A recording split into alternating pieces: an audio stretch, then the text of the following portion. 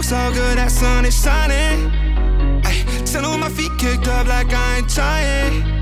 Yeah, this is what I want on summer, yeah. Gangs all here, let's run it, yeah. Vibes right here, 100, yeah. I've been on game like EA. Sippin' too soon, that pregame. Sign up on 2, that 3-way. I just went fast like we late. I just thank God like he said. How can I not, yeah, we straight. See the tapped in like relay. Yeah, it's on me like prepaid. If you ain't hip, you adios. I just feel lucky that particle. Getting that brain like on a roll. I have my goals and I double dose. I just went in, yeah, and I ain't look back. Now I got these wins, yeah, and the vibes on that. I've been vibing with the crew. Ain't no silence, that's the move. If you killin' on the vibe, you gon' meet the front door, goodbye. I've been vibing, yeah. Me and my folks all good, that sun is shining. Ay, chillin' with my feet kicked up like I ain't trying. Yeah, this is what I want on summer, yeah. Gangs all here, let's run it, yeah. Vibes right here, 100, yeah. Everybody dancing, everybody vibing, everybody moving. There's no silence, bad little thing. She good vibing, make her go drip, drip, drip like an island. I know, I swear it feels like I'm on a wave. We getting turned up, we out of space. Oh, how I love all these summer days. I'm hoping this feeling don't fade away. Cause you know we always be feeling this way. Everyone drinking, we floating away. Got 2 biddies on me, they tryna have fun. If we run out of liquor, there's more on the way. Ooh, hey, what can I say? Only good vibes, I be all in my way. Ooh, hey, what can I say? Don't play for tomorrow, just live for the day. I've been vibing with the crew. Ain't no telling what I do. If you wanna mess with my vibe, you gon' have to say your goodbye. I've been vibing, yeah. Me and my folks all good, that sun is shining. Ay, chillin' with my feet kicked up like I ain't trying. Yeah, this is what I want on summer, yeah. Gangs all here, let's run it, yeah. Vibes right here, 100, yeah.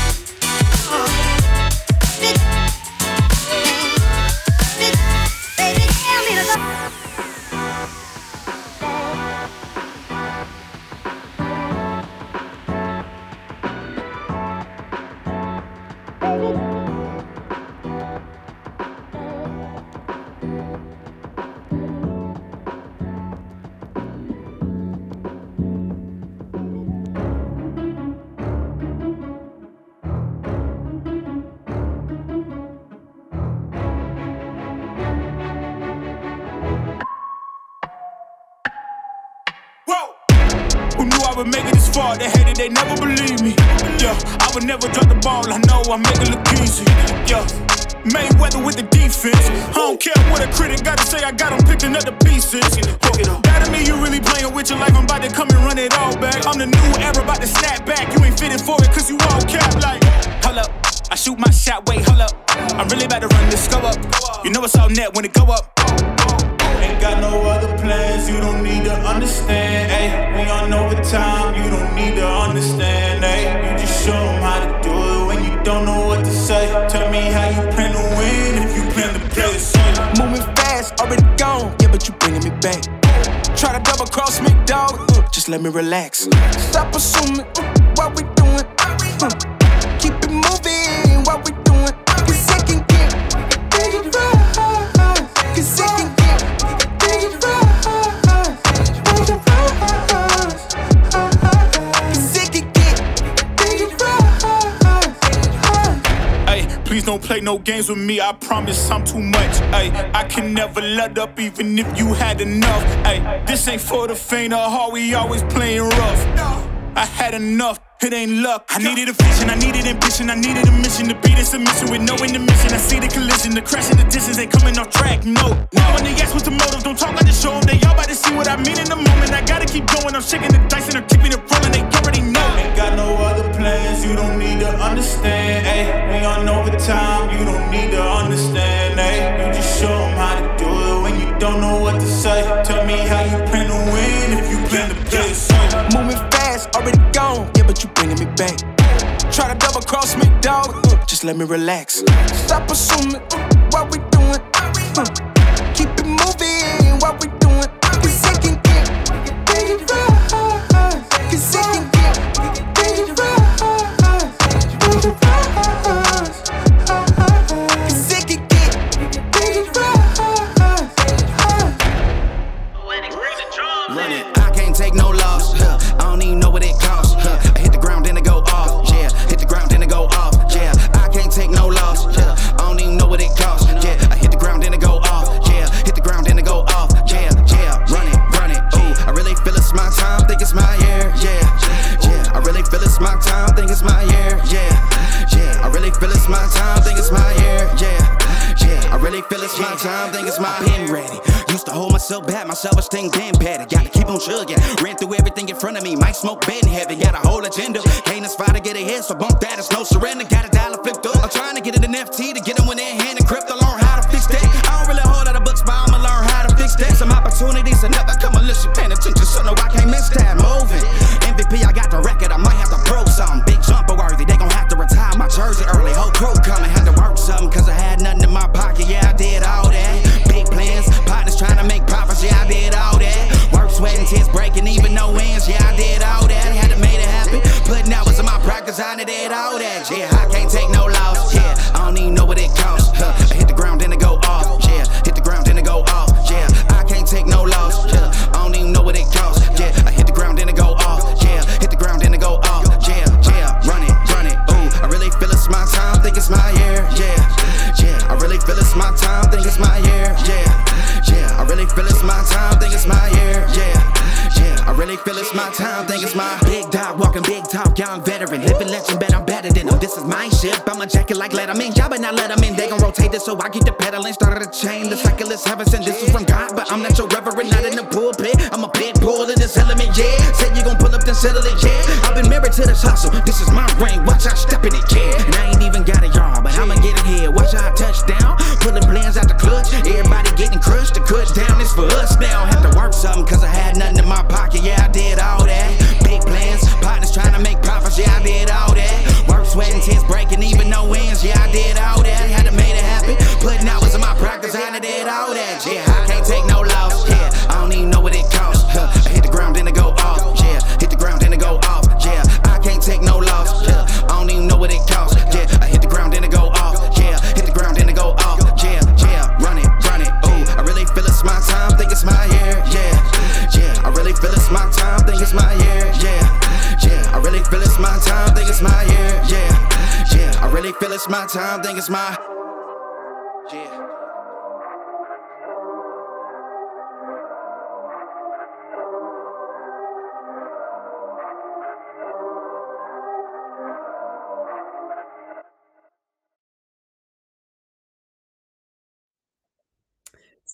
Salut tout le monde! Bienvenue dans ce nouveau récap du coup du lundi soir. Vous êtes habitués maintenant. On se retrouve donc pour faire le récap de cette journée 11.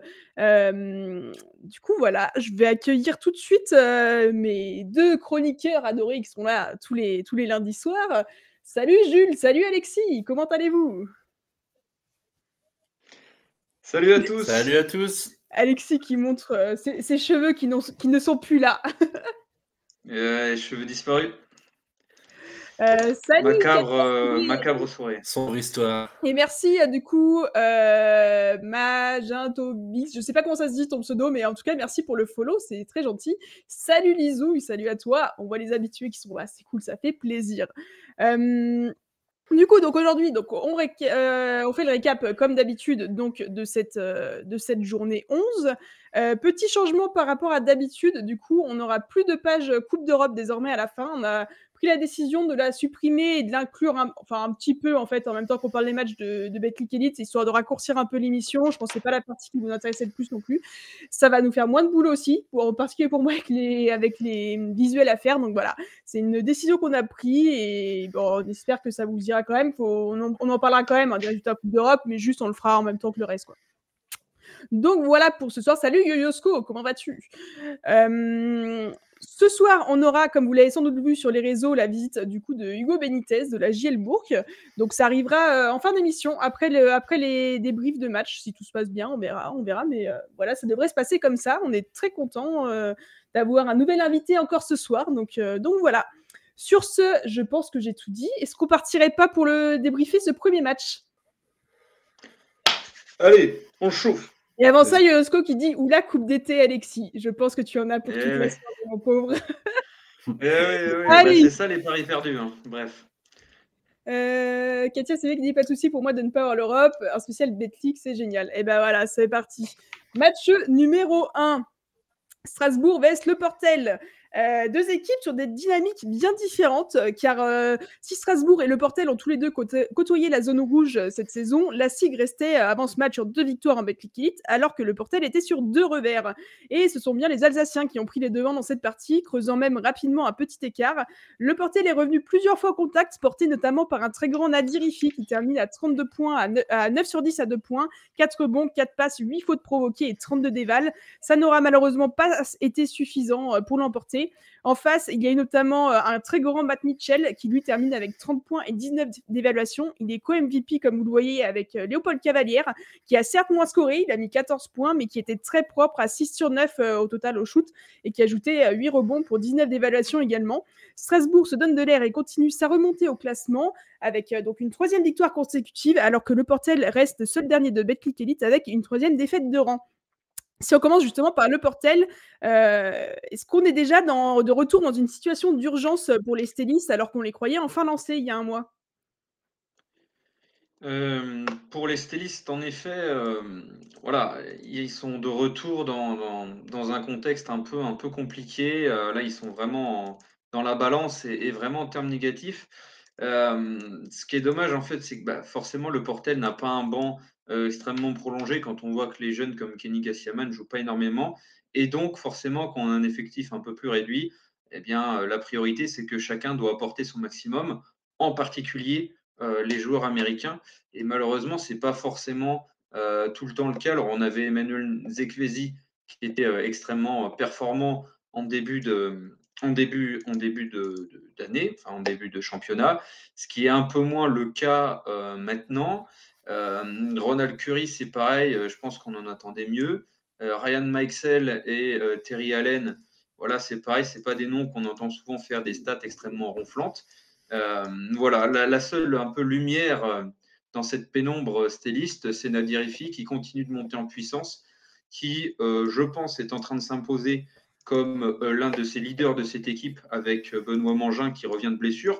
Donc voilà, Nadir Ifi, on lui donne des responsabilités, il n'y a pas de souci, il les assume.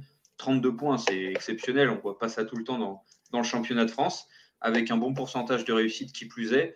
Voilà, lui, il se donne à 100%, dans tous les cas, il fera son match, il emmènera l'équipe avec lui, mais c'est quand même un peu paradoxal que ce soit un gamin de 20-21 ans qui prenne le leadership sur cette équipe, Alors bien sûr, il y a Benoît Mangin qui est un peu l'assurance tout risque du Portel, qui est là depuis 10 ans, je crois, enfin X années. Ça Donc il fait faut un lui paquet laisser le temps de revenir à Benoît Mangin. Il faut lui laisser le temps de retrouver des sensations. Il a été absent un petit bout de temps. Là, c'était que son deuxième match.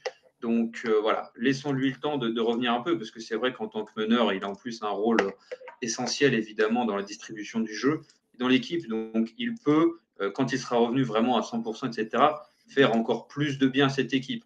Donc c'est l'urgence. Bon, évidemment que ça va devenir impératif de prendre des victoires là.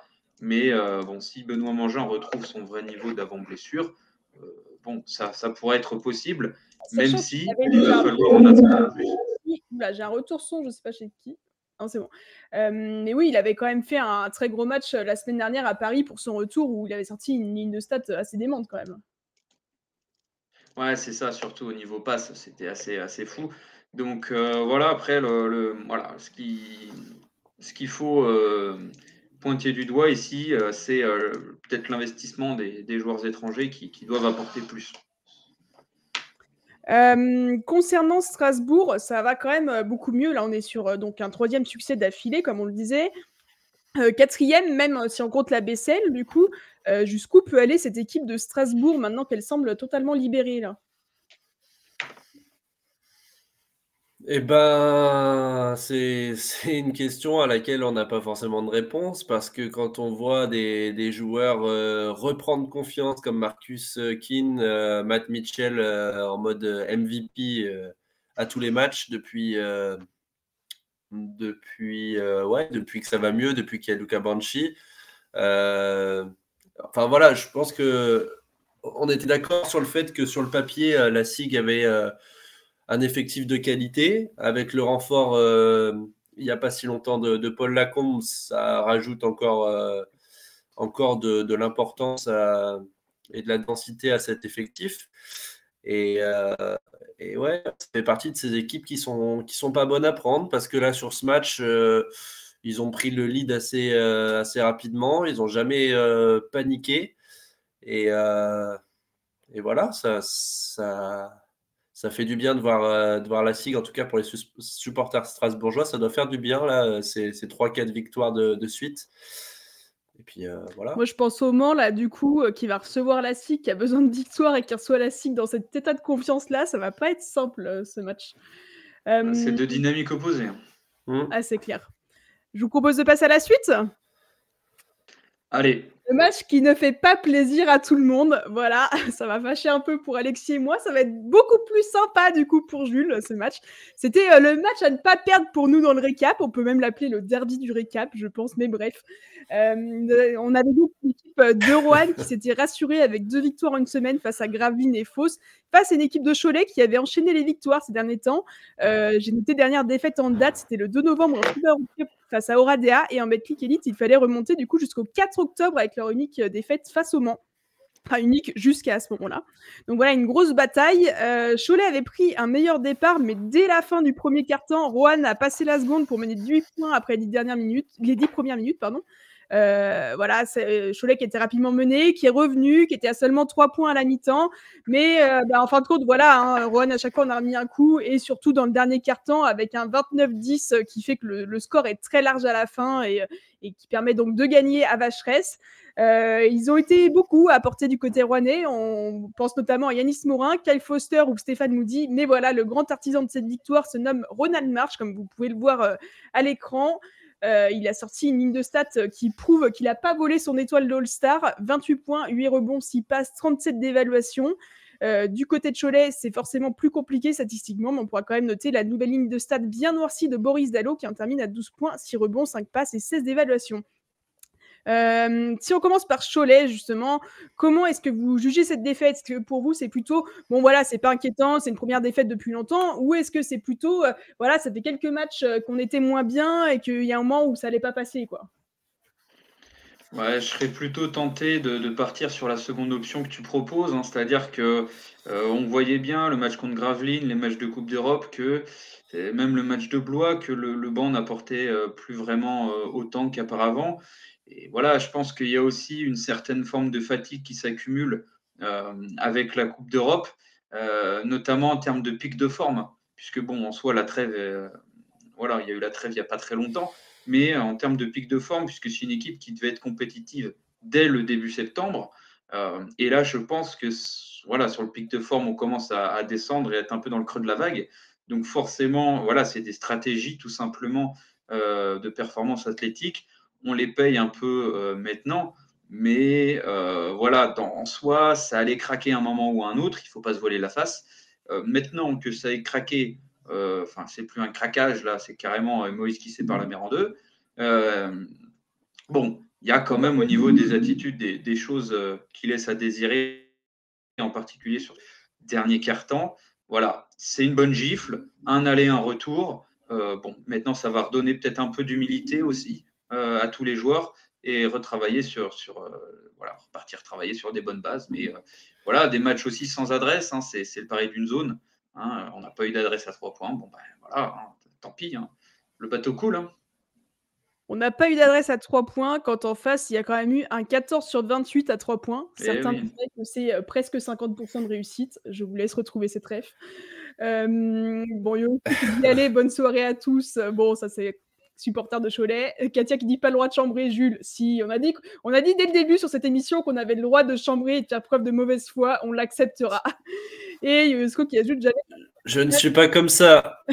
J'avais sorti la semaine dernière, la malédiction continue à Roanne, dernière victoire en 2011. Et bah oui, exactement, cette stade du coup qui a été ressortie même à d'autres endroits ensuite. En effet, on attendra peut-être l'année prochaine pour aller gagner à Roanne, qui sait. Enfin, sauf si Roanne descend en Pro B. Je pense que c'est pas le moment d'envoyer ce genre de blague. Du coup, justement, on parlait de Roanne. Est-ce qu'on peut qualifier cette victoire de victoire référence cette saison pour Roanne ?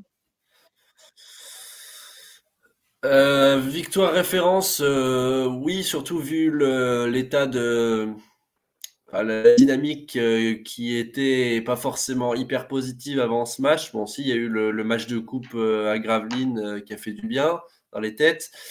Mais voilà, on attendait une réaction de l'équipe. Elle a eu lieu.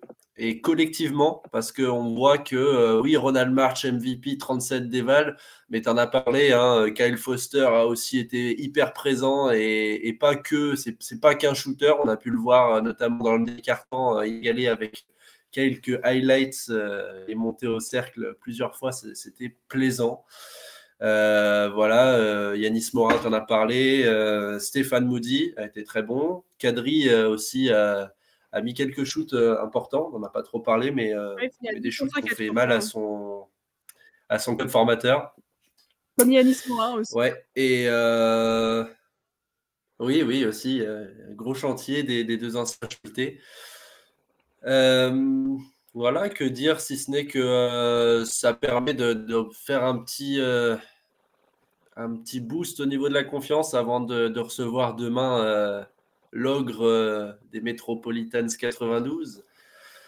On verra l'issue. Est-ce que on arrivera à faire tomber Wembanyama et compagnie ? On aura l'occasion d'en parler aussi un petit peu. On verra, réponse demain.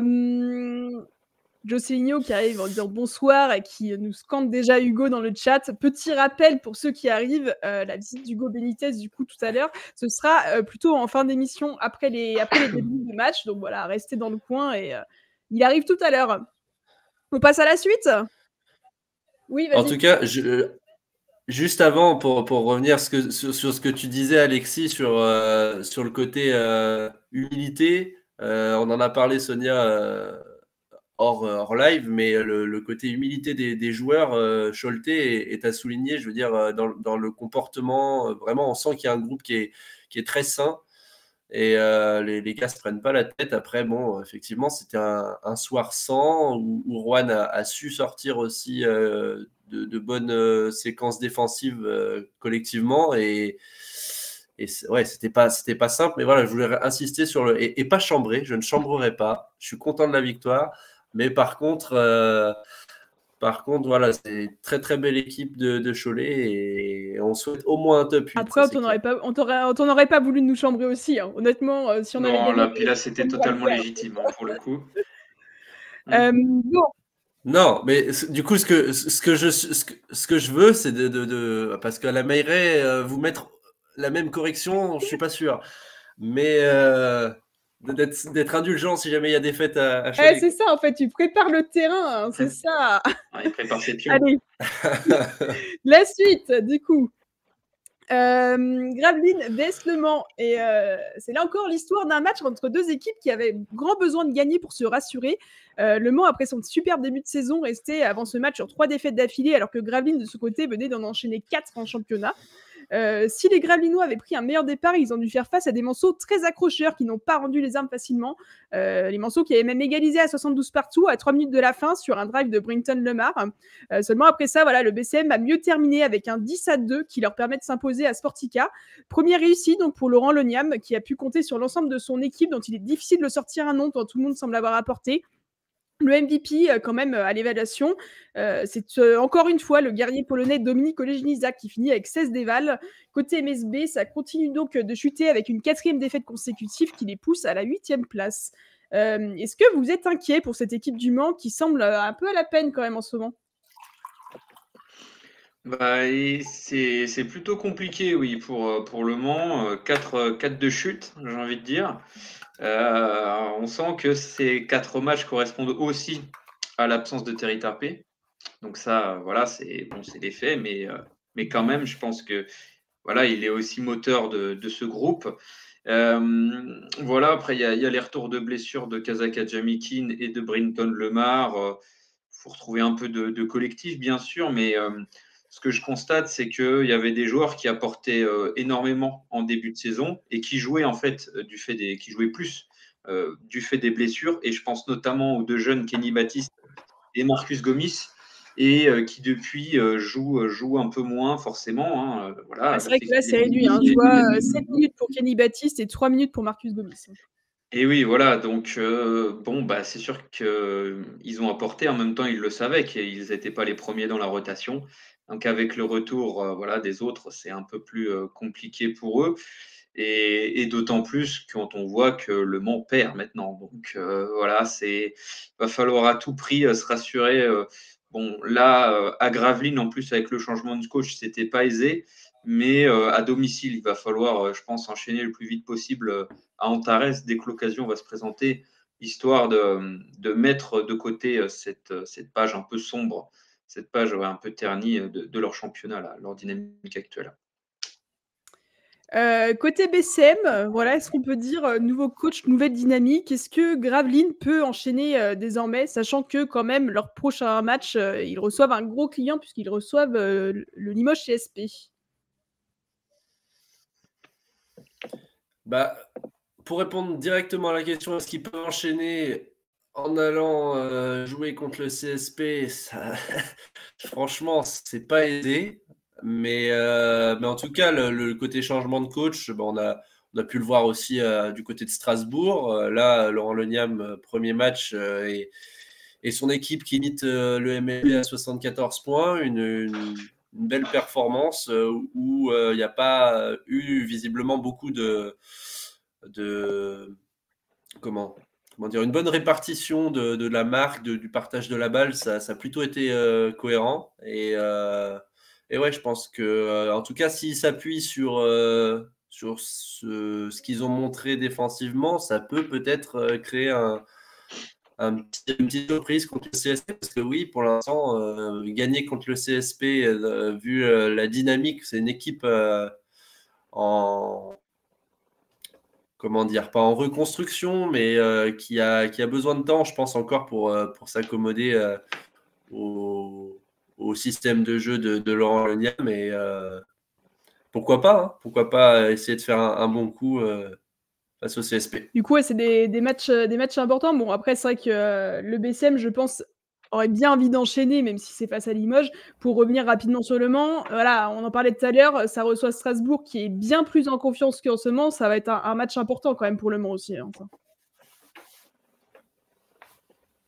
clairement, il va pas falloir le perdre parce que sinon on va commencer à rentrer dans cette spirale de doute qui a déjà atteint plusieurs équipes. La Chorale en faisait partie.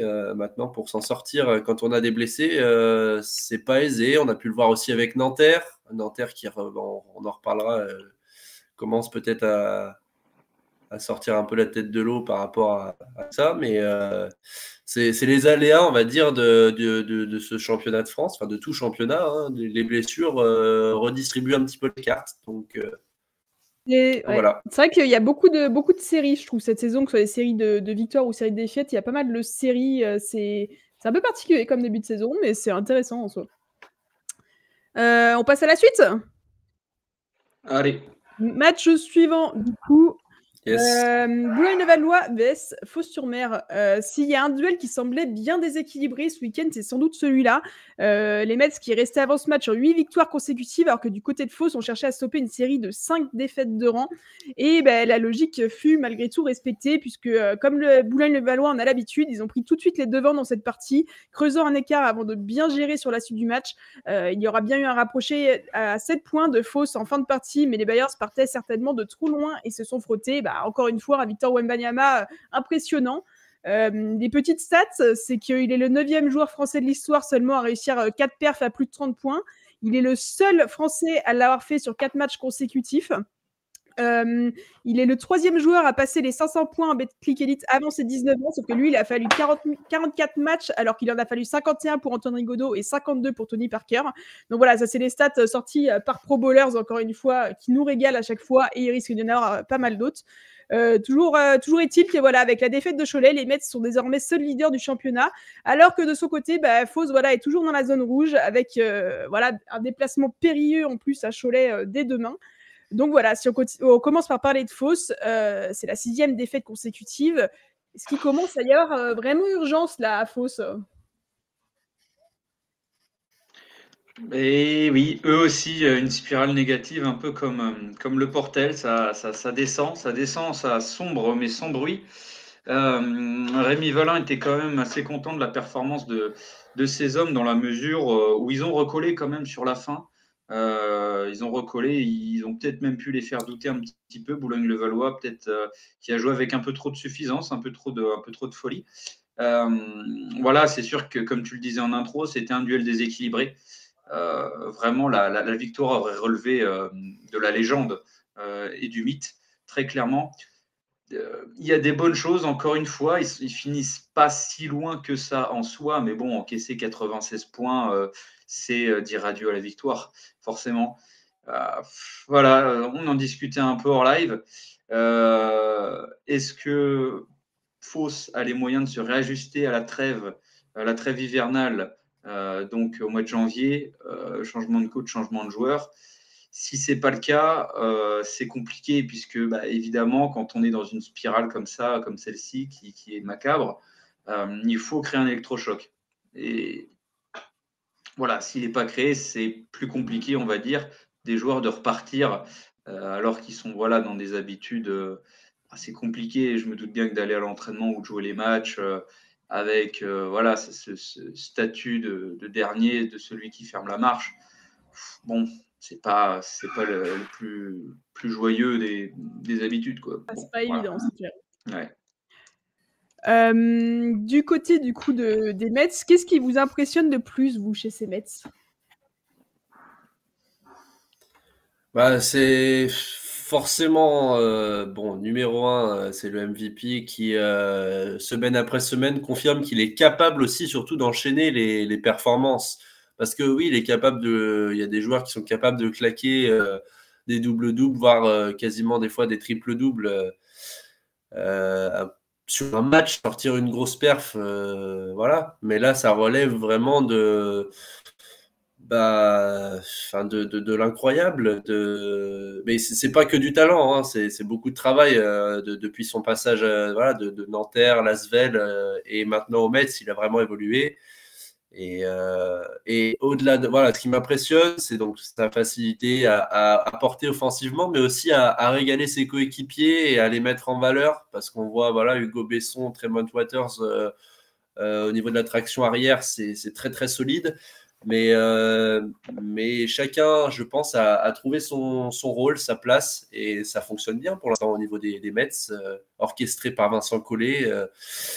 Ça va être une équation un petit peu dure à résoudre pour Jean-Denis Choulet et les Coralliens dès demain. Mais j'espère qu'on trouvera la solution. Justement, c'était ma petite question bonus, comme vous l'avez vu forcément dans mes questions. Est-ce que voilà, Rohan, dans sa salle, après avoir retrouvé confiance dernièrement, est-ce que Rohan peut stopper la série de Boulogne-le-Valois, selon vous?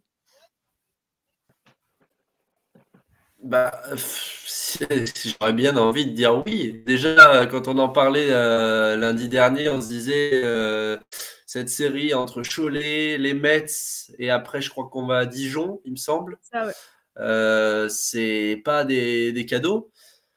Voilà, on a déjà pris Cholet. Bon, désolé, je le rappelle, mais ça fait quand même du bien au niveau classement. On s'éloigne de la zone rouge. Vous, elle n'a pas tant d'importance que ça. Un peu quand même. Même si ça fait mal. Non, mais vraiment, ouais, sur les ça fait Mets, mal. Ouais. Mais voilà, si on peut prendre les Mets, et puis comme tu disais, voilà, Fos aurait bien aimé marquer l'histoire. Nous aussi, on aimerait bien marquer l'histoire en faisant tomber, en arrêtant la série des Mets, quoi. Ça serait, ouais, ça serait bien, et je pense que. Est-ce que Boulogne-le-Valois peut tomber à Roanne? Pour moi, l'équation qui va se poser à Jean-Denis Soulet, elle est quasiment insoluble. Parce que Jean-Denis Soulet nous a sorti une très belle zone 3-2 en s'appuyant sur les matchs de Cholet en Coupe d'Europe. Il avait vu que voilà, l'attaque chouletaise s'empêtrait souvent dans ce genre de zone. Donc, il a fait un magnifique coaching défensif, il n'y a pas de souci. Là, va falloir encore aller au palier supérieur, j'ai envie de dire, puisque là, va falloir tenir Victor Wembanyama. C'est extrêmement compliqué. Il y a différentes techniques, tactiques de coaching qui ont été mises en œuvre. Celle de le laisser davantage en périphérie et voilà, de le laisser prendre ses tirs à 3 points pour lui bloquer l'accès au cercle. Une autre qui a été utilisée à Nancy, que j'ai bien aimé, qui n'avait pas trop mal fonctionné, c'est de mettre un petit sur lui, en fait. De mettre un extérieur sur lui, c'était Anthony Labanca en l'occurrence. Et ça l'avait pas mal gêné parce que du coup, Wembanyama a l'habitude d'être avec des grands qui prennent souvent de vitesse, alors que là, ce n'était pas forcément le cas. Et des petits qui mettent la main sur le ballon et un peu au niveau de son visage. Les gratteurs de ballon, ouais. Ouais, c'est ça. Parce que de toute façon, à partir du moment où il a pris la balle et il part en haut, c'est fini, tu le revois plus. Voilà. Et du coup, vous n'avez pas répondu à ma question. Oui ou non, est-ce que Rohan peut faire tomber Boulogne-le-Valois? Très rapidement. Sur un coup de folie, oui. Si c'est un match de folie comme ça à 3 points, ouais, c'est possible. Moi, j'ai mon prono aussi, je réponds. Et bah, du coup, ouais, vas-y. Putain, il y a un décalage, désolé, hein, encore une fois, j'espère que c'est pas trop désagréable. Du coup, oui, clairement, je vais dire oui, on va faire tomber les Mets. Parce que porté par une salle qui est forcément annoncée à guichet fermé, avec l'ambiance vraiment chaude de Vacheresse et la capacité, parce que je ne sais pas avec le carton offensif là de ce week-end, si on est repassé première ou deuxième attaque du championnat, j'en sais rien, mais en tout cas offensivement, il y a les armes. Maintenant, il va falloir trouver cette capacité à refaire une bonne perf défensive, parce que clairement, c'est ce qui va permettre de, pourquoi pas, stopper la série. Si on prend 96 pions comme l'a pris Fos, bon, c'est fini. Hein. Bon, je noterai la prochaine fois qu'il faut que, mais que je compte 5 minutes quand je vous pose une question simple qui se répond par oui ou non. Eh oui, mais on a trop à dire. Bah, pardon. C'est ça. Oui. Bon, on note du coup que globalement, on voit quand même un coup qui pourrait se faire. Ça ne veut pas dire que ça va se faire, mais qui pourrait se faire. Passons au match suivant, sinon on est reparti pour 5 minutes, je pense. Là. Et du coup, j'avais pas vu juste Auré du coup qui nous avait dit le Fos Pau samedi va être important. Oui, en particulier si jamais Fos venait à s'incliner encore demain à Cholet, mais ça, on en reparlera. On en a déjà parlé. Et Victor va devenir favori MVP. Je pense qu'il est déjà favori au MVP. Du coup, la suite. Paris vs Dijon. Gros duel qu'il y avait ce week-end à Carpentier. Paris est resté sur 3 victoires consécutives en championnat, 5 en tout avec l'Eurocup, alors que Dijon, malgré ses récentes défaites contre Limoges et Malaga en BCL, restait une équipe quand même en forme du moment. Le premier carton a été assez disputé, mais la JDA s'est envolée quand même dans le deuxième avant de bien gérer son match par la suite. Une constante dans les défaites parisiennes cette saison, bah voilà, le Paris Basket était pas loin d'encaisser 100 points encore, ce qui a permis à Gavin Ware et Marquis McDuffie de se régaler avec respectivement 27 et 25 points. Celui qui a régalé tout le monde, c'est David Holston, qui, s'il a été discret au scoring, a par contre contribué en distribuant 14 passes décisives, alors que de son côté, Grégor Robat a encore été très complet, 15 points, 8 rebonds et 22 d'évaluation. Côté parisien, la meilleure évaluation, c'est Amir Sims, qui termine avec 17 points, 4 rebonds, 4 passes et 22 d'évaluation. Pour commencer, est-ce qu'on peut dire que Paris est retombé dans ses travers sur ce match ? Oui, parce qu'on sait très bien que l'équipe de Dijon est en confiance, a des armes pour performer offensivement, et puis défensivement, la défense dijonnaise est très réputée, même si Paris à domicile réussit quand même à mettre 85 points. Mais voilà, on n'a pas eu de perf extraordinaire côté parisien. On ne peut pas toujours demander à Kyle Holman de sortir des performances incroyables. Donc c'est dommage, mais en même temps, logique, vu la dynamique dijonnaise, il faut être très très fort pour arriver à leur poser des soucis. Du côté de Dijon, la défaite à Limoges semble avoir été quand même assez vite digérée. C'est une belle perf quand même de s'imposer à Paris, parce qu'il y avait quand même une belle dynamique du côté de Paris là. Oui, et puis surtout que c'était vraiment 2 gros revers de suite, parce qu'il y a eu Limoges, mais il y a aussi eu Malaga en Coupe d'Europe cette semaine, où ils sont encore pris 20 pions face à Malaga, qui est clairement l'une des équipes favoris pour le trophée de la BCL. Donc quand même 2 revers assez lourds, ça fait mal bien sûr, mais pour moi, je voyais vraiment cette équipe Dijon l'emporter. Pourquoi ? Parce que leur style de jeu est vraiment, alors pas forcément opposé à celui de Paris, mais ils ont le style de jeu contre favorable. Enfin, vraiment, ils savent défendre, etc., dans les bons moments, ils savent quand accélérer, etc., avec un meneur gestionnaire, une vraie équipe qui se donne. Voilà, là où, on l'a dit, on le répète, mais Paris, c'est des individualités, c'est plus américain porté sur l'attaque. Or, Dijon sait faire des efforts défensifs quand il le faut, et ils l'ont encore montré ce week-end. Donc voilà, pour moi, il n'y avait pas de. J'aurais pu parier d'ailleurs, mais je ne l'ai pas fait. Mais pour moi, il y avait vraiment la victoire dijonnaise. Pour moi, était presque annoncée avant le match. Tu parles de Paris, si vous voulez une petite anecdote d'ailleurs qui n'a rien à voir avec ce match en particulier, mais qui me fait penser actuellement. Je m'amuse à parier sur Scorecast, donc totalement gratuitement. Je ne pariais pas du tout sinon. J'avais quasiment un parfait ce week-end. Il ne m'a manqué que la victoire de Cholet à Roanne. J'étais dégoûtée. Voilà, ceci étant dit. Est-ce que vous avez quelque chose à rajouter sur ce match ? Désolé. Eh bien, écoutez, on peut passer à la suite. J'ai un petit doute sur le match. À part désolé, non. J'ai un doute sur le match suivant, c'est Limoges vs Asvel. J'avais mis, si c'est bon, c'est dans le bon ordre sur le conducteur, j'avais un petit doute. Du coup, voilà, Limoges vs Asvel, c'était jour de fête à Beaublanc ce samedi, puisque les Ultra Greens fêtaient leurs 10 ans, et quoi de mieux pour fêter ça que de couper la tête du champion en titre dans une antre qui ressemblait davantage à un volcan qu'autre chose. Les choses n'avaient pourtant pas très bien démarré pour le CSP, qui a compté jusqu'à 18 points de retard face à l'Asvel, qui sur ce match est appuyé sur Nando De Colo et Jonah Matthews au scoring. Seulement, voilà, les Verts ont refait tranquillement leur retard pour égaliser au milieu du troisième quart-temps sur une claquette de Javante Hawkins.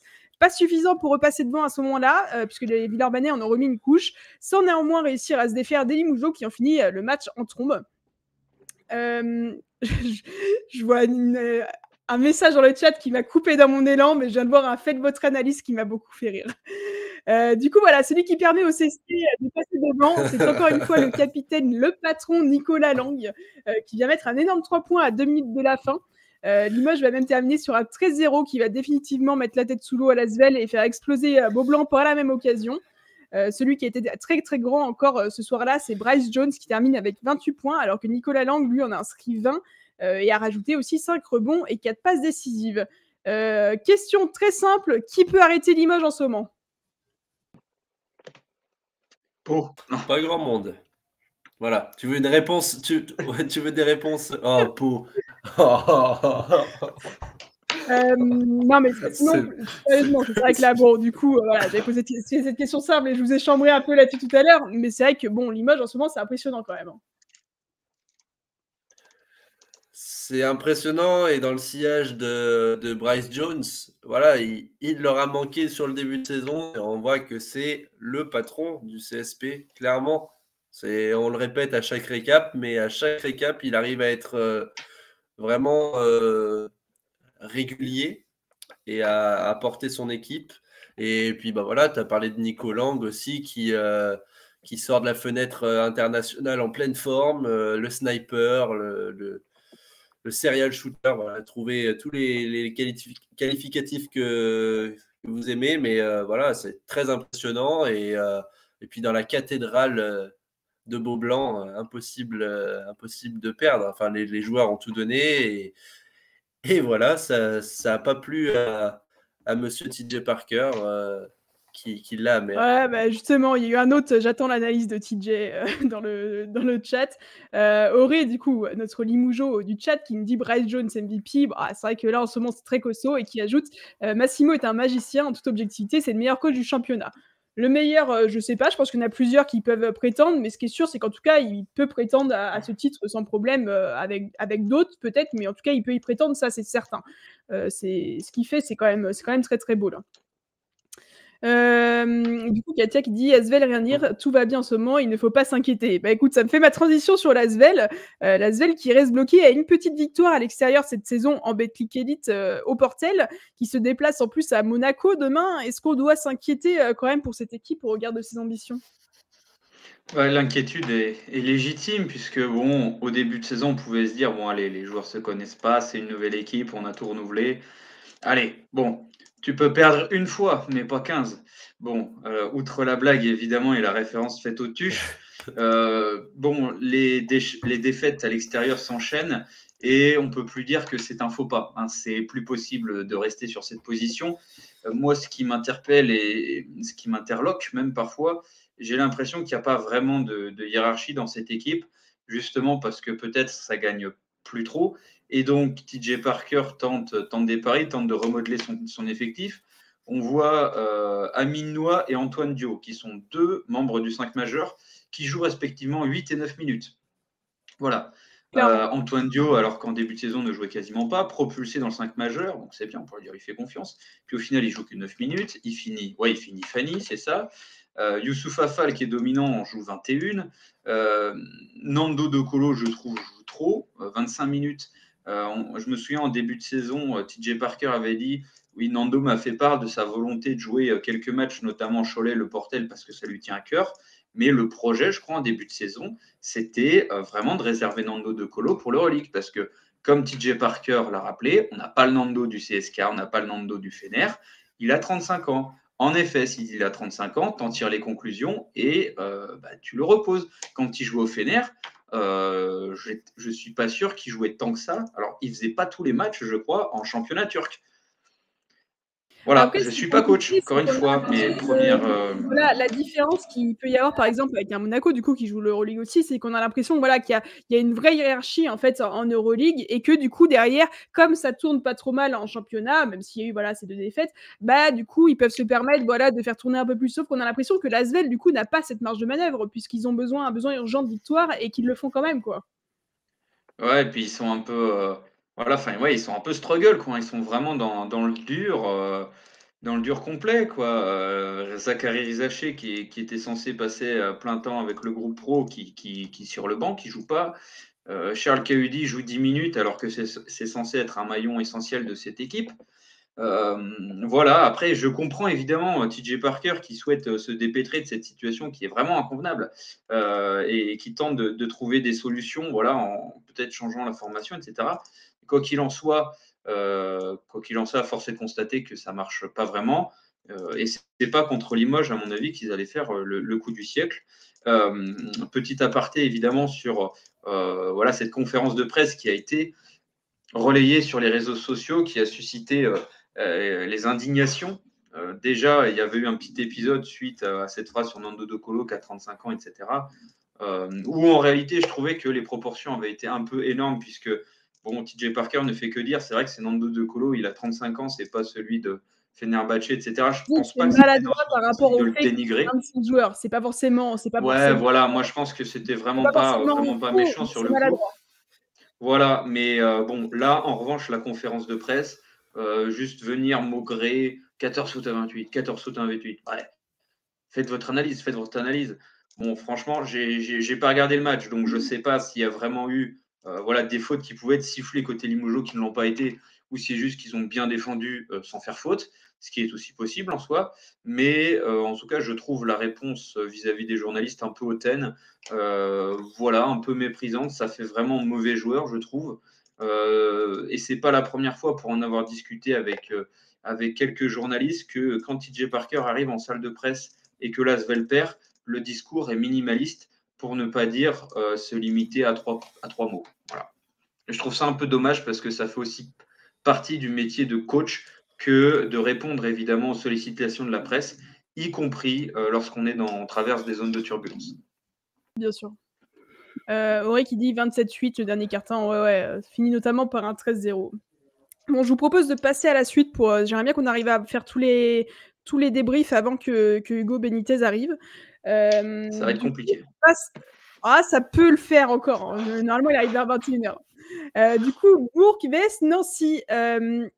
Si dans les 2 derniers matchs dont on a parlé, on a évoqué voilà, des équipes qui sont très en forme en ce moment, il y en a une autre en ce moment du côté d'Equinox qui commence à faire très forte impression. C'est la JL Bourg qui recevait Nancy dans l'optique de porter à 4 sa série de victoires en Betclic Elite après avoir acquis un superbe succès en plus cette semaine sur le parquet de Badalone en Eurocup. Mais voilà, ce fut quand même pas simple pour les Bressans qui se sont heurtés à une équipe vraiment vaillante de Nancy qui n'a rien lâché comme d'hab en fait. Plusieurs fois la JL a creusé l'écart, à chaque fois le SLUC est revenu et a cru. Et voilà, à 30 secondes de la fin, alors qu'il y avait 3 petits points d'écart seulement, c'est Jordan Floyd qui est venu mettre un 3 points assassin pour clore les débats. Il termine d'ailleurs à 21 points, alors que James Palmer en a mis 20, lui, et termine MVP du match. Du côté de Nancy, la meilleure évaluation est accréditée à Roberto Gallinat, qui termine avec 13 points, 7 rebonds, 3 passes pour 19 d'évaluation. Si on commence par la JL, voilà, c'est clairement une des équipes à ne pas prendre, je pense, en ce moment. Voilà, ils ont vraiment trouvé leur rythme de croisière, là, je pense, les Bressans. Oui, clairement. Puis avec des Américains qui montent en puissance sur le début de saison. Bon, c'est vrai qu'on a eu le premier match incroyable de Jordan Floyd. Je trouve celui qui monte extrêmement en puissance, c'est James Palmer aussi au scoring. À 3 points, il a un bras magnifique, tout simplement. Isaiah Mike dans la peinture, c'est fort. Ils ont corrigé leur petite erreur de recrutement avec notamment Amida Brima qui remplace voilà, l'ancien pivot. Mais je crois qu'il s'est blessé d'ailleurs, malheureusement, Amida Brima. Je ne sais pas. Je sais pas si vous pouvez me le confirmer. Je vois qu'il y a Alexia sur le chat. Je crois qu'il a été touché, mais je pense qu'on aura la réponse rapidement. J'ai cru voir passer une brève sur Bibasket, mais peut-être était-ce la semaine passée. Enfin bref. En tout cas, je trouve que les Américains apportent énormément. Il y a vraiment donc, ce noyau fort autour de Floyd, Palmer, Mike, voire Brima s'il poursuit là-dessus. Franz Masna est peut-être un peu en dessous, mais dans un profil différent aussi. Non, c'est une équipe qui a trouvé son niveau de carburation, il n'y a pas de souci. Et ça a été prouvé par cette victoire de prestige à Badalone, qui est l'un des favoris de l'Eurocup malgré tout. Clairement. C'est vrai que, comme tu le disais, il y a quand même, c'est vrai qu'il y a vraiment un trio américain, Jordan Floyd, James Palmer, Isaiah Mike, qui est quand même magnifique à la JL, avec, enfin voilà, autour il y a quand même en plus des joueurs, voilà, vraiment qui sont référencés. Je pense, voilà, on va avoir Hugo Benitez qui est peut-être jeune, mais qui commence, voilà, à avoir de l'expérience dans cette équipe. On pense à Pierre Pelos, Maxime Courby, Axel Julien, Alexandre Chassan. C'est vraiment, c'est vraiment costaud. Je trouve la JL, ça monte très très bien là. Et salut Romulus qui follow, merci à toi. Alexia qui dit, je crois que c'était un article de Bibasket, il a loupé un match à son arrivée, car à son premier match, il a fait une mauvaise chute sur un dunk. Ok, ça marche. Voilà. Merci de l'info, merci le chat. Du coup, voilà, pour du côté de Nancy, il y a un match important qui arrive le week-end prochain contre Blois. Est-ce que c'est déjà voilà, un match crucial à ne pas perdre pour ne pas glisser au classement ? Bah oui, ça va être important, clairement, de se rassurer à Gentilly, c'est ça en plus, ouais, contre Blois. C'est ça. Bon, bah voilà, retrouver la maison va certainement faire du bien aux troupes d'Anthony Labanca, mais voilà, après, sur ce match, il manque un petit peu d'apport de quelques joueurs. Je veux dire, Calvin Alès, Caleb Walker, Stéphane Gombo, Roberto Galina. Et après, c'est peut-être un petit peu faible. Voilà, c'est quelques points qui manquent pour faire la bascule face à une très très belle équipe de la JL. Mike Scott, notamment, qui avait Et très bon pour le prochain match à victoire Blois. et qui là, alors j'ai pas vu le match, hein, mais qui statistiquement, en tout cas, sort un petit match visiblement. Bah, entre autres, voilà, Luke Fisher, Mike Scott, c'est ces points-là où Darin Govens, qui a joué quand même 20 minutes et qui n'apporte pas énormément, sont des joueurs qui auraient pu peut-être permettre de faire la bascule. Voilà. Après, Nancy et Bourg ne jouent pas dans la même partie de tableau, hein, techniquement. Donc, le match important, comme tu l'as dit, c'est contre Blois. Maintenant, Blois va aussi avoir envie de retrouver la victoire. Écoutez, ça me fait ma transition continuer sur le match suivant, puisqu'on va justement parler de Blois.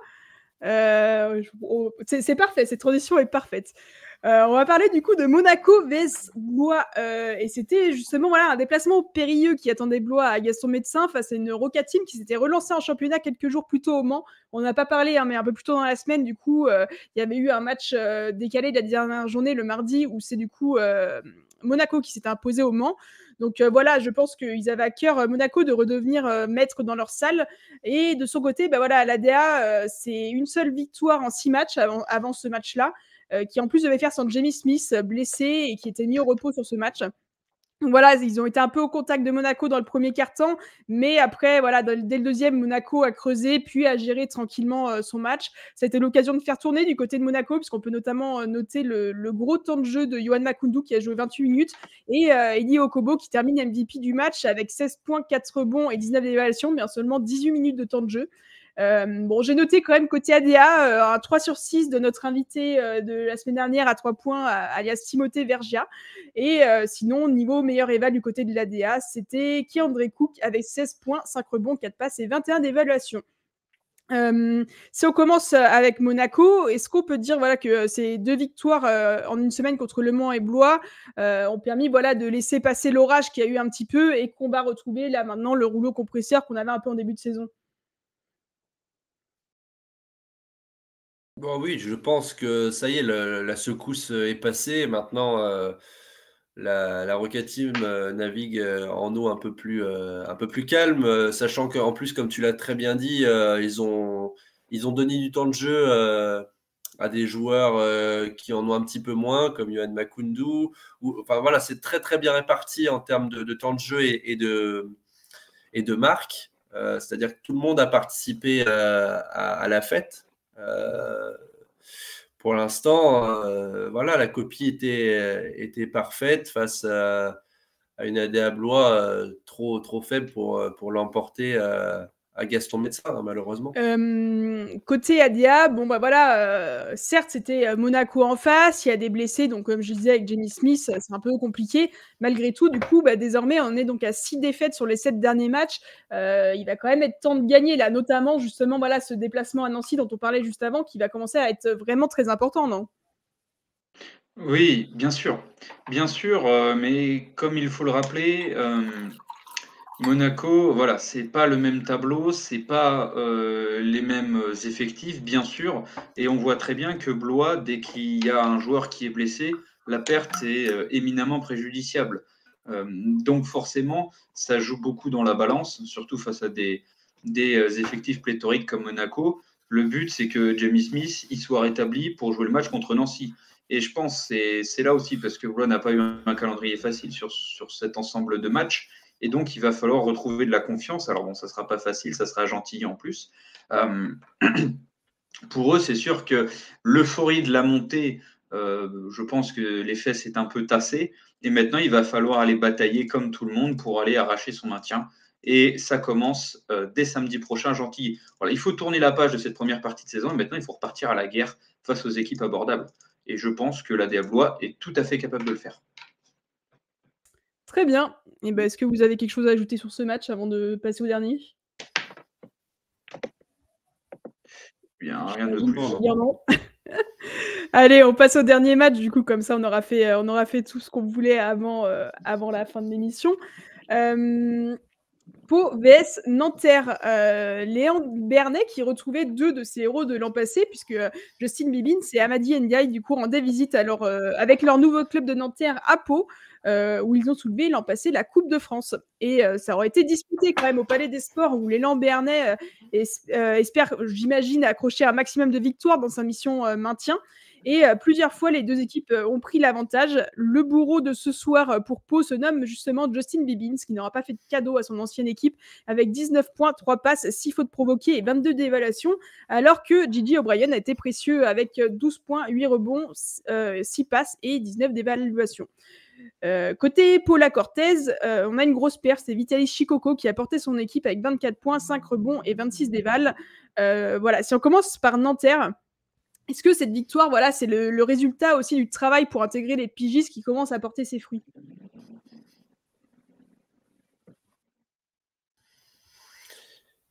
Oui, mais on en parlait un petit peu précédemment.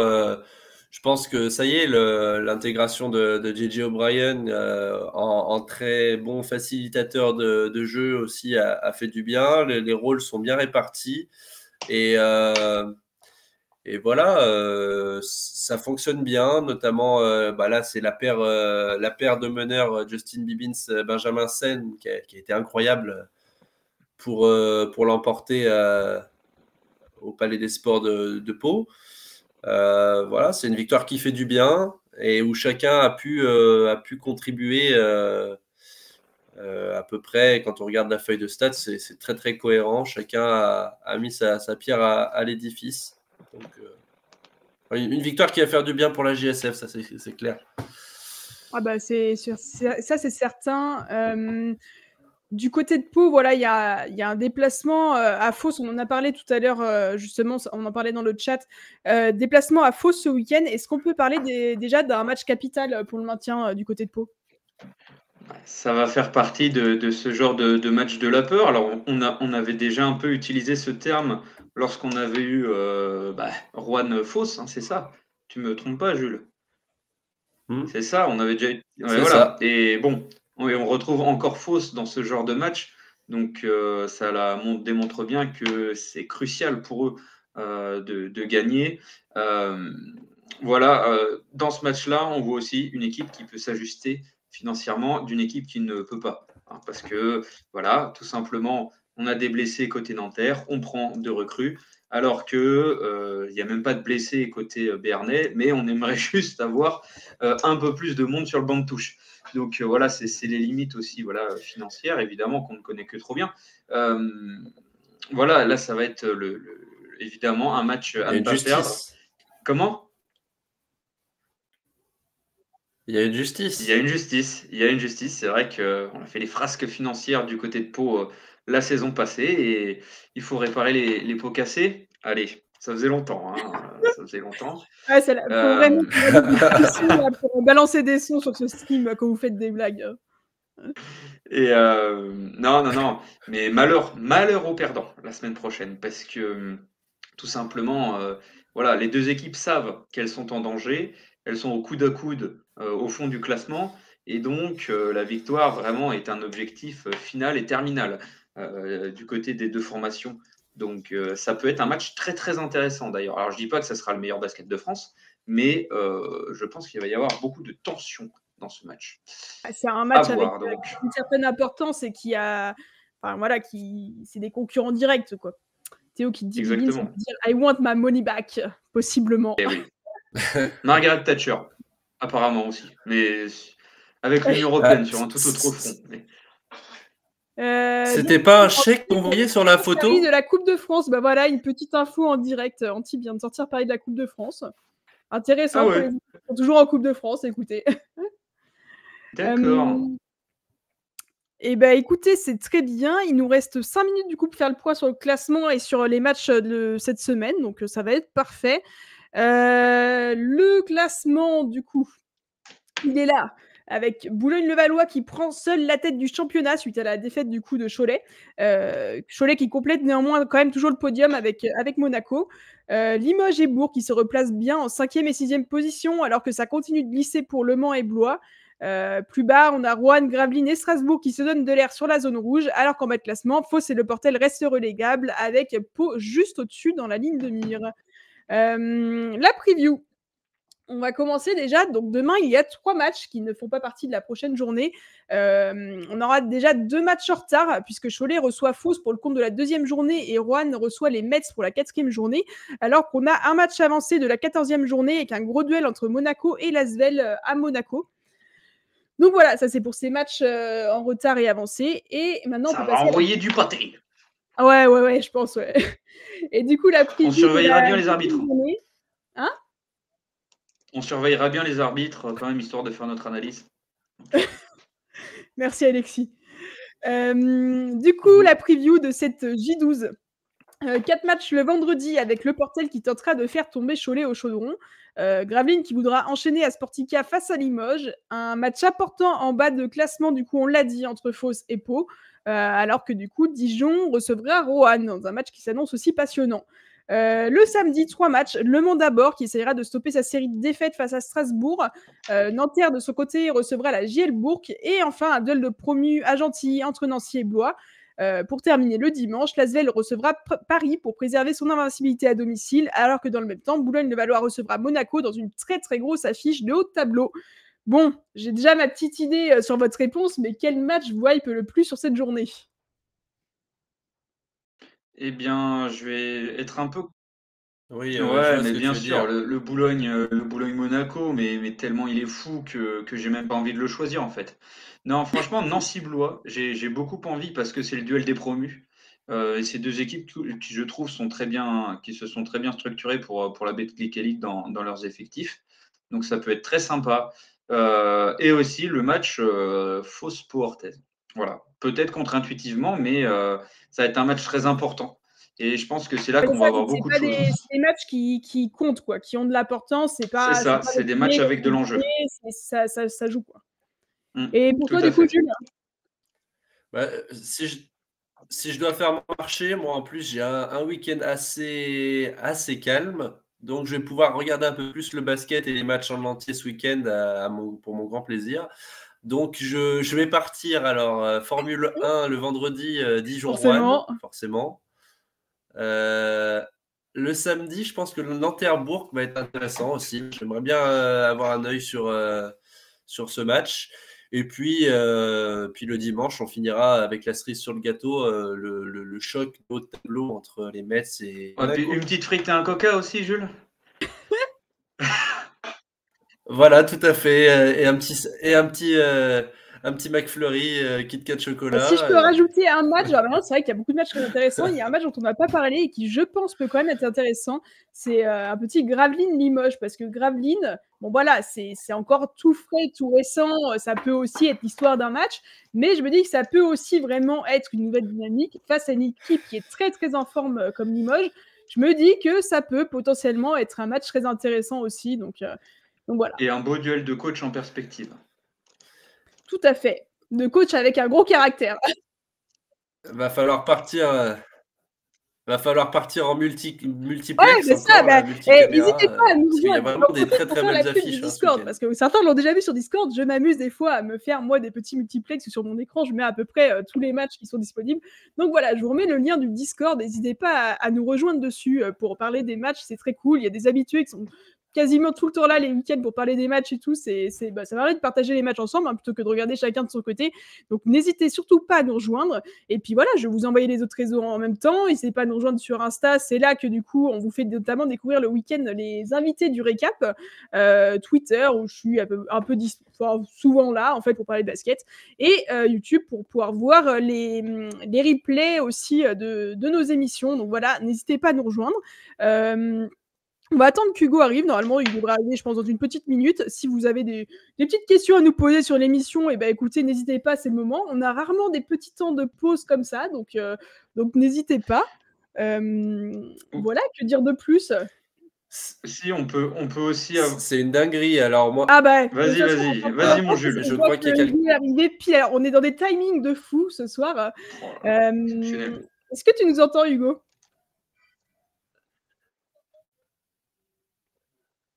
Alors, pour l'instant, on t'entend pas. Du coup, salut à toi quand même. Salut, Hugo. Est-ce que tu penses que tu peux retourner ta caméra ou pas?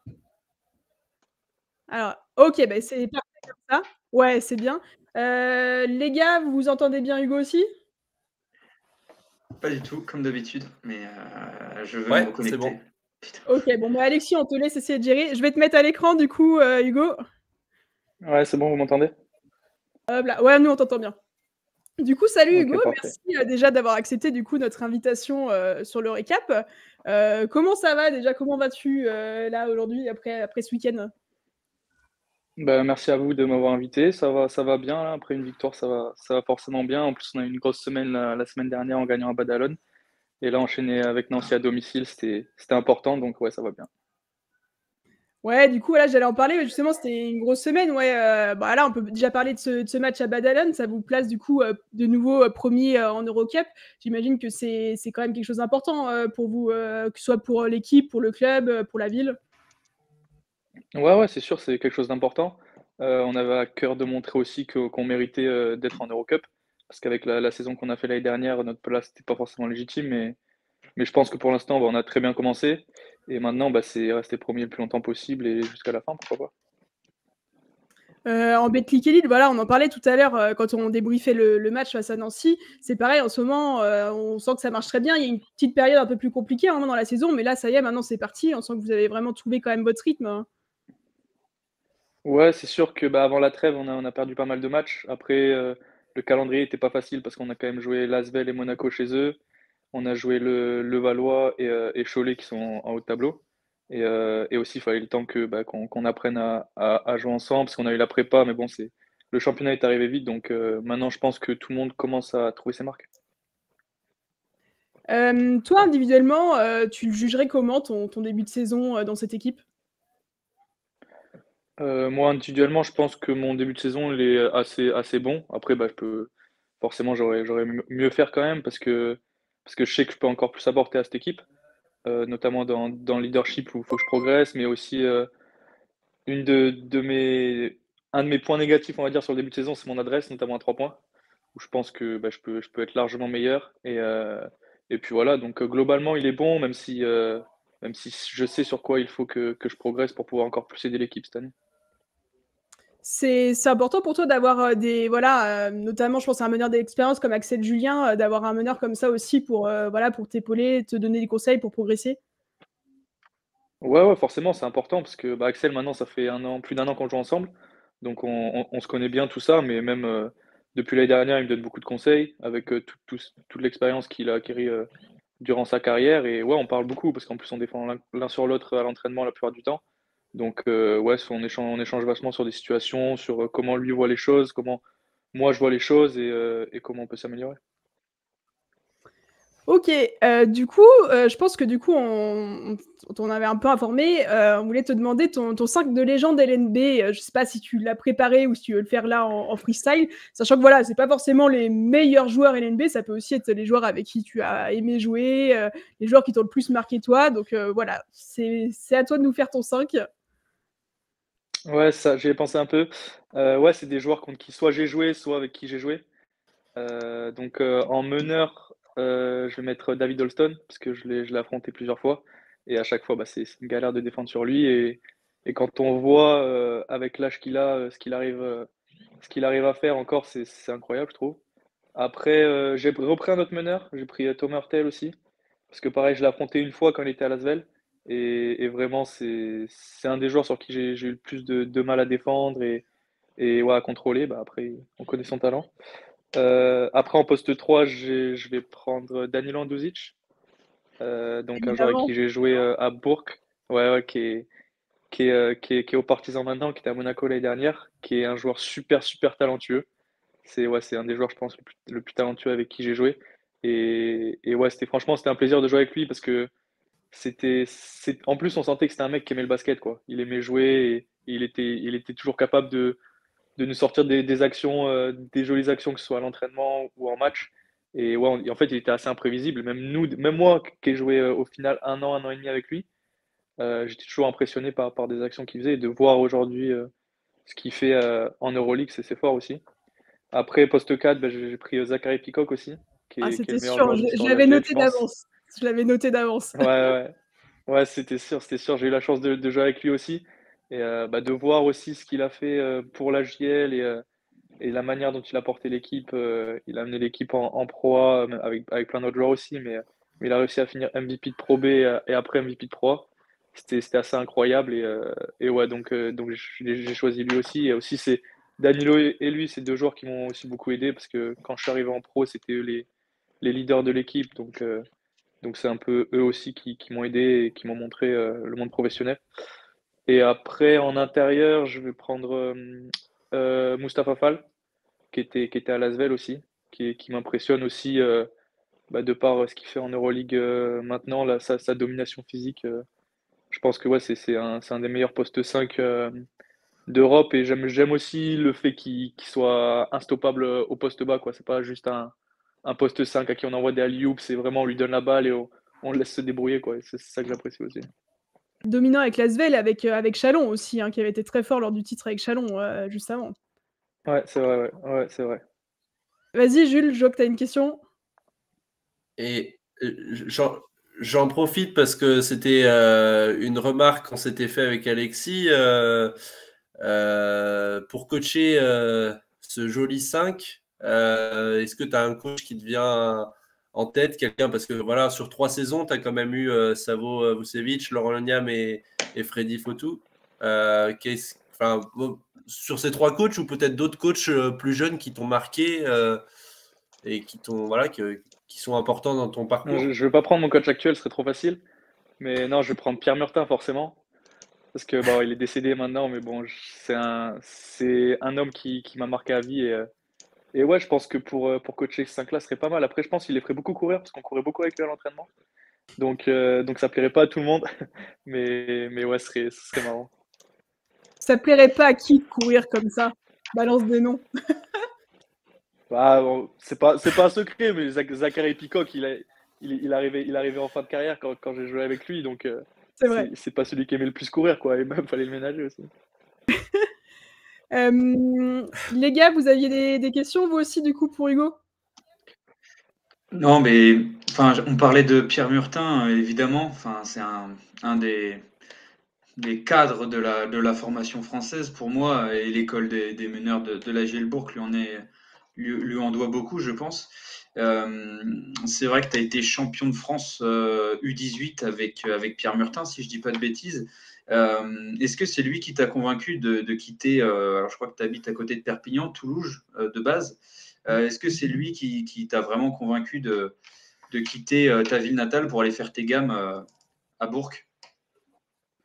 Ouais, c'est lui en partie. Il y avait aussi Fred Sarr, qui est toujours à la JL, et Jean-Luc Tissot aussi, qui est plus à JL maintenant. Mais c'est ouais, les trois qui m'ont recruté, en gros. Après le camp national, ils m'ont proposé de venir ici. Ils m'ont exposé leur projet, avec la spécificité d'école des meneurs aussi. Et oui, aussi du fait que en fait, mon père est originaire de Bellegarde, et donc connaissait bien Jean-Luc, Fred et Pierre.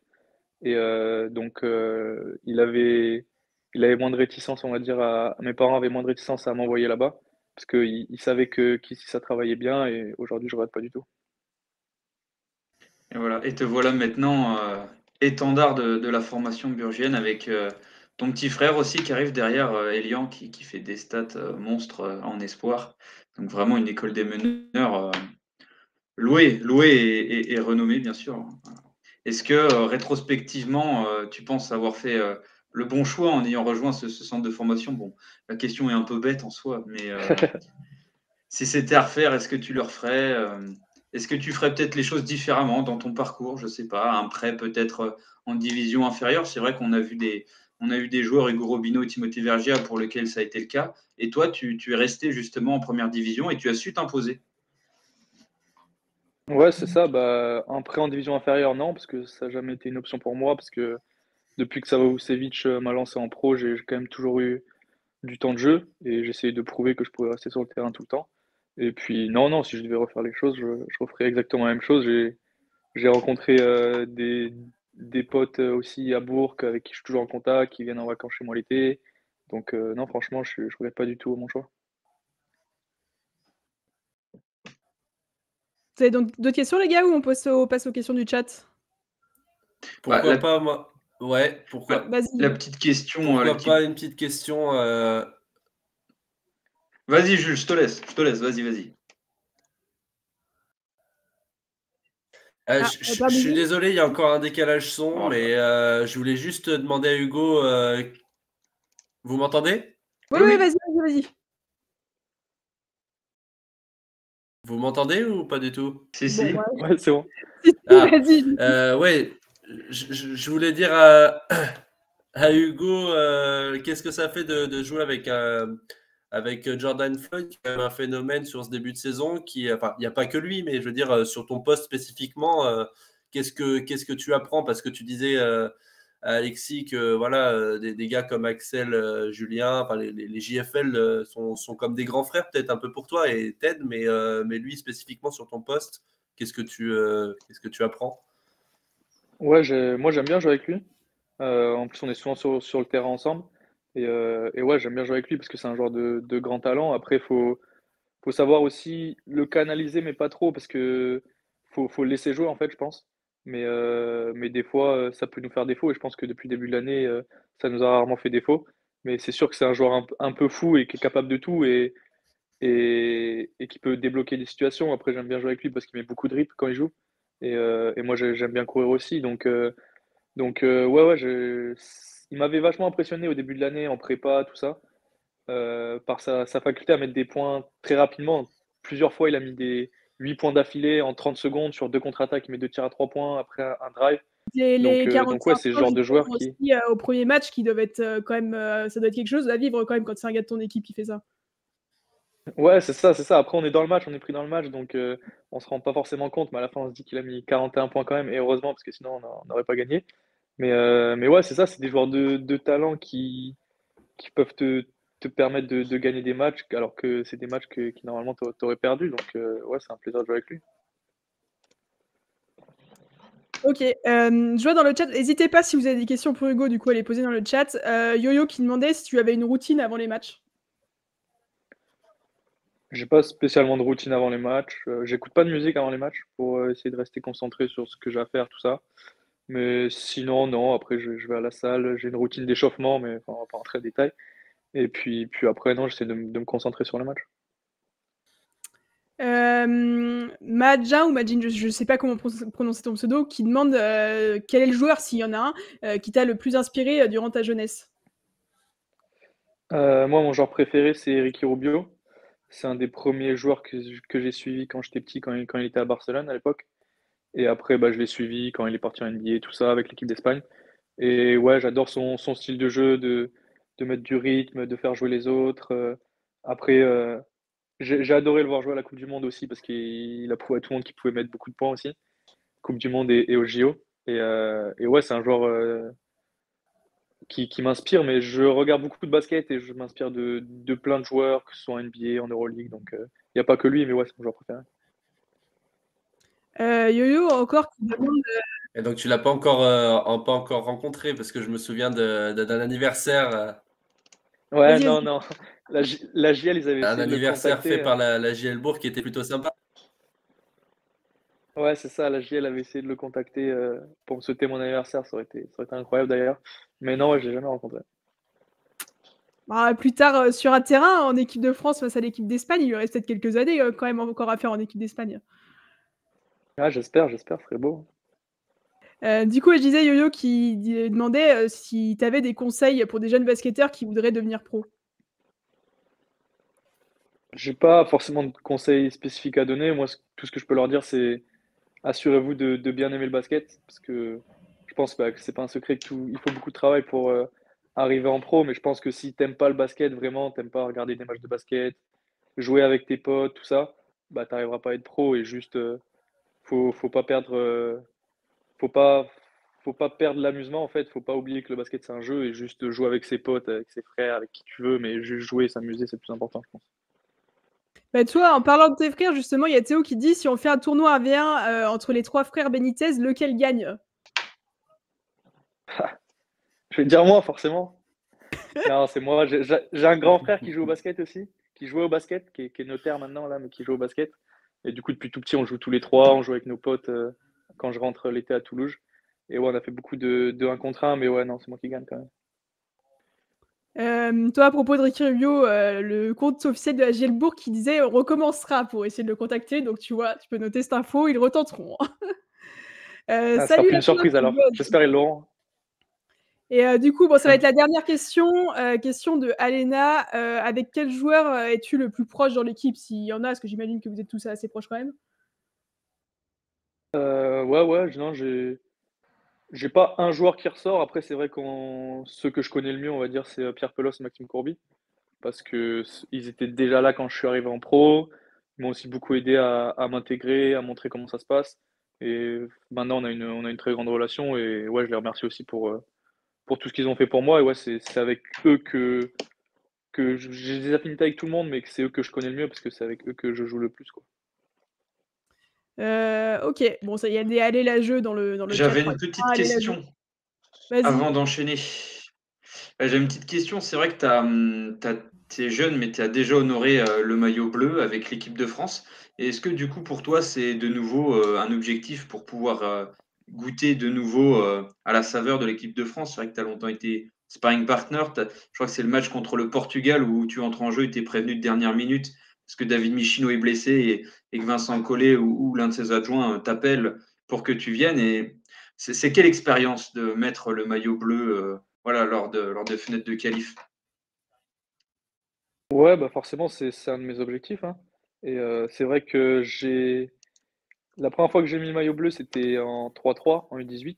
Mais sinon, en jeune, j'ai jamais été sélectionné. Ou sinon, en 5-5, j'ai été sélectionné ma dernière année en U20 avec les équipes de France jeunes. Et ouais, après, c'est vrai que c'est vite arrivé avec les fenêtres, tout ça, d'être sparring partenaire. Mais ouais, franchement, c'était un plaisir et c'est clairement un de mes objectifs d'y retourner et d'avoir plusieurs sélections. Ok, du coup, on a une dernière question, mais qui n'est pas une question d'un de nous trois, qui est de la part de quelqu'un d'autre encore. On va te mettre la vidéo. J'espère que tu vas bien l'entendre du coup dessus. Donc voilà, j'envoie la vidéo. Salut Hugo, on m'a contacté à l'occasion de ton interview pour te poser une question. Alors j'avais le choix entre une question personnelle ou une question basket, donc une question professionnelle. Et j'ai décidé d'allier les deux, puisque je voulais savoir aujourd'hui comment tu décrirais ton lien avec Toulouse, ton lien avec le club qui a contribué à ta formation, et qui a notamment contribué à la formation des Lions et qui a une histoire de famille, puisque nos parents en assurent la présidence. Donc le lien que tu conserves avec le club du sud de la France, Toulouse Basket Association, comment tu décrirais l'impact qu'il a eu sur ta carrière, ou du moins sur ton début de carrière. Voilà, à bientôt. Ah Voilà, oui, d'accord. Ouais, bah c'était mon grand frère et je voulais le féliciter aussi parce qu'il vient d'avoir son diplôme de notaire là. Donc c'est officiellement un notaire, donc voilà, je voulais le féliciter. Et ouais, bah, bonne question. Non, c'est vrai que j'ai un lien particulier avec le club de Toulouse parce que en plus depuis l'année dernière, je suis le parrain du club. C'est mon père qui est le président. Et donc, mes frères et moi, on a joué là-bas depuis qu'on est tout petit. C'est le seul club que j'ai fait avant de venir à Bourg. Tout le temps, les week-ends, on enchaînait le match d'Elian, mon match, puis le match de Quentin. Ma mère était à la table, mon père nous coachait. Donc, ouais, j'ai un rapport très fort avec ce club. Mes meilleurs potes aussi ont joué avec moi là-bas.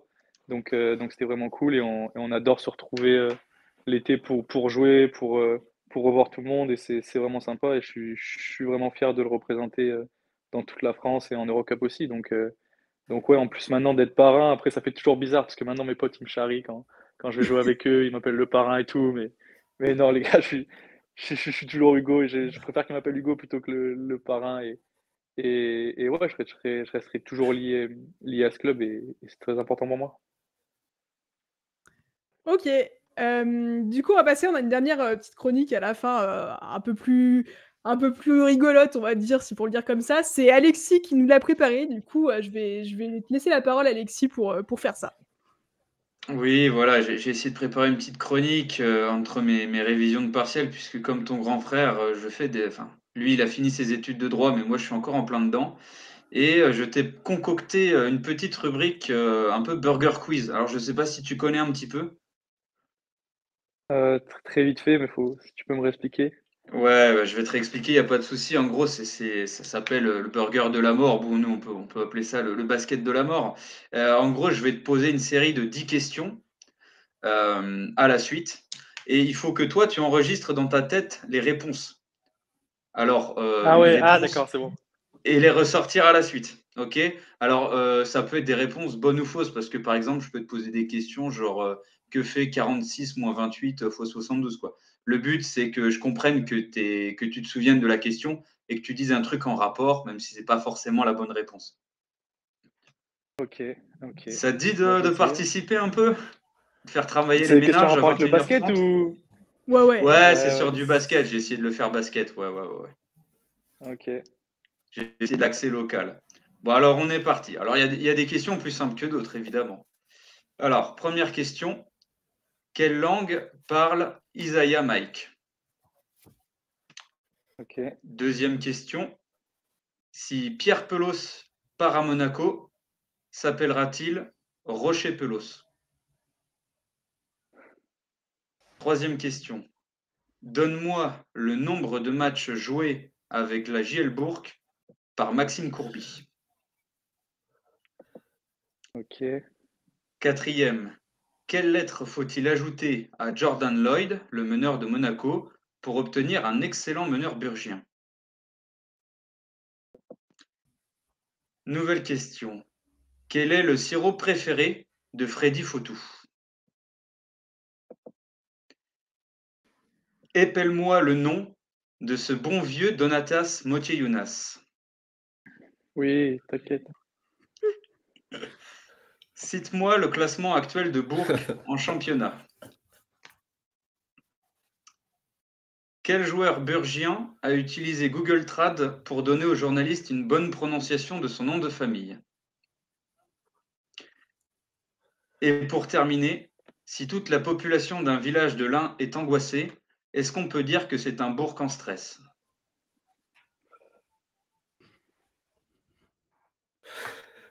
C'est bon? Voilà, donc quand tu veux. Alors, anglais? Ouais, Oui, j'espère, ce serait marrant. c'est bon, Je crois que c'était 300 à peu près. c'est ça, F. bien vu. Grenadine, je pense. Ok, nickel. Motijunas, M, Oui, bon, je O, t'épargne, c'est bon, tu te souviens de la T. question, je te Voilà, l'épargne. voilà, j'ai le début. Après, je sais plus, c'était notre classement ou notre bilan. On est cinquième Alors, ex sur aequo, ta tu sais. première impression, ouais. Et après, j'ai plus. Hein. Après, Et ouais, après, après je ça sais fait qu'il y avait une beaucoup. blague à la fin, là. Ouais, non, mais après, il en restait plus que deux. En vrai, c'est excellent, c'est excellent. Très bonne mémoire, monsieur Benitez, très bonne mémoire. C'est bon. Merci, j'essaie de rester concentré, c'est important. C'est le petit burger de la mort. C'est le petit burger de la mort, Et est-ce que tu exactement. peux quand même donner la réponse pour la question de Google Trad pour ceux qui étaient dans le chat qui aimeraient la réponse, qui l'ont pas forcément? Ah oui, c'est Alexandre Chassang, bien évidemment, puisque tout le monde disait Chassang. Et il avait mis sur Google Trad Chassang et Chassang. Et voilà, ça avait été assez drôle. Ah oui, Il j'avais fait bien vu. rire. J'avais vu. Sur Twitter. Ok, et ben c'était sympa ce petit burger de la mort. Bon, Ouais. voilà, on va pas te retenir beaucoup plus longtemps. Voilà, pour les prochains matchs avec la JL, du coup, il y a demain, si je dis pas de bêtises, contre Prométhée et ce week-end en Betclic Elite, c'est à Nanterre. Donc voilà, j'imagine qu'on C'est peut ça. vous souhaiter 2 victoires, surtout cette semaine. J'espère. Demain, c'est à domicile en plus, donc faut gagner pour rester premier. Et après, à Nanterre, ça va être un gros match, mais il faut qu'on continue sur notre série. Hein. Ok, et ben écoute, voilà, c'est tout ce qu'on souhaite à la JL Bourg, qui d'ailleurs met des petites flammes dans le chat. Et ben on souhaite un 2 sur 2 pour toi et pour la JL Bourg. On va donc te souhaiter une bonne soirée. Et puis merci beaucoup d'être venu en tout cas dans le récap, ça nous a fait vraiment plaisir. Donc merci à toi. Merci à vous et bonne soirée aussi. Merci. Salut Hugo. Au revoir. Hop, voilà, du coup, j'espère que ça vous a plu, à vous dans le chat, à vous les gars, cette petite interview du coup avec Hugo qui était très cool. Il y avait beaucoup de choses à raconter. En plus, c'était plutôt pas mal, je pense. Voilà, n'hésitez pas à nous mettre dans le chat. Ah, Fatboss qui met des flammes aussi. Mais Fatboss, en plus, qui y a été récemment à la Gielbourg, il avait fait un vlog dessus. N'hésitez pas à aller le voir. J'ai pas regardé en entier, mais j'en ai vu quelques extraits. C'est très sympa. Donc voilà, n'hésitez pas à aller voir cette vidéo entre la Gielbourg et Fatboss. Voilà, du coup, comme on fait plus notre page Europe, on va pouvoir en rester là. Voilà, je vous ai remis les réseaux tout à l'heure, donc je vous les remets pas encore une fois. Je pense que c'est bon, la pub, vous avez compris. Merci les gars aussi pour cette soirée. J'espère que vous avez kiffé. Mais de rien, c'était top, au top. Et puis, n'hésitez pas aussi dans le chat à nous dire si vous aimez bien. Au top, malgré le décalage. Aïe, aïe, aïe. Mais ça, c'est. On le sait trop bien d'où ça vient. C'est la Loire, ça encore. C'est Roanne. Mais n'hésitez pas à nous dire si ça vous plaît ce format où on se concentre un peu plus aussi sur la Betclic Elite et qu'on a supprimé cette page européenne à la fin pour plus se concentrer sur les résultats, sur l'interview avec notre invité aussi. Donc voilà, n'hésitez pas à nous dire ce que vous en pensez. Je vous remets quand même juste le Discord. Voilà, n'hésitez pas à nous rejoindre et puis même à nous dire sur le Discord ce que vous en pensez, à venir parler des matchs et tout. Et puis voilà, on va en rester là pour aujourd'hui. Beaucoup de matchs de semaine entre les matchs de demain, les matchs de ce week-end. J'ai loupé le débat d'Alexis, je suis déçu. Ouais, ça, j'imagine, c'est une blague, c'est Théo qui dit ça. C'est une blague forcément entre potes. Donc voilà, on en reste là. Je vous souhaite de bien kiffer dans les salles de basket cette semaine et ce week-end. Et puis on se retrouve lundi prochain, comme d'habitude, à 20h pour un nouveau récap. Salut tout le monde! Allez, à tantôt. Ciao, ciao.